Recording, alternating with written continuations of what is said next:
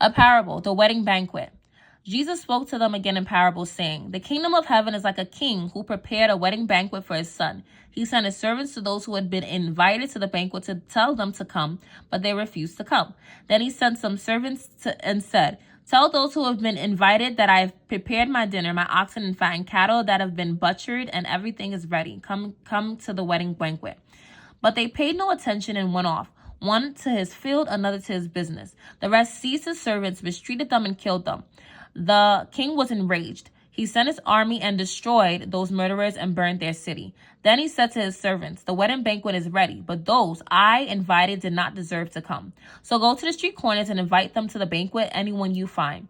So the servants went out into the streets and gathered all the people they could find, the bad as well as the good, and the wedding hall was filled with the guests. But when the king came in to see the guests, he noticed a man there who was not wearing wedding clothes. He asked, 'How did you get in here without wedding clothes, friend?' The man was speechless. Then the king told the attendants, 'Tie him hand and foot and throw him outside into the darkness, where there will be weeping and gnashing of teeth. For many are invited, but few are chosen.'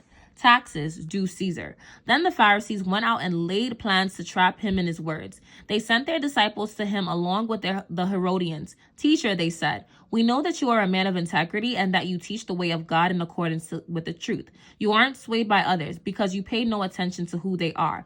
Tell us, then, what is your opinion? Is it right to pay the imperial tax to Caesar or not?" But Jesus, knowing their evil intentions, said, "You hypocrites, why are you trying to trap me? Show me the coin used for paying the tax." They brought him a denarius, and he asked them, "Whose image is this, and whose inscription?" "Caesar's," they replied. Then he said to them, "So give back to Caesar what is Caesar's, and to God what is God's."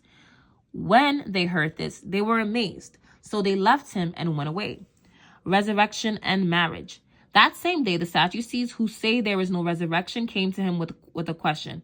"Teacher," they said, "Moses told us that if a man dies without having children, his brother must marry the widow and raise up offspring for him. Now there were 7 brothers among us.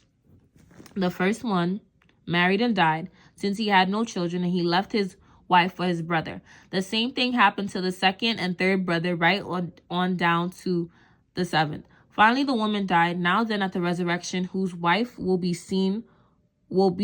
she be of the 7, since all of them were married to her?" Jesus replied, You are in error because you do not know the scriptures or the power of God. At the resurrection, people will neither marry nor be given in marriage.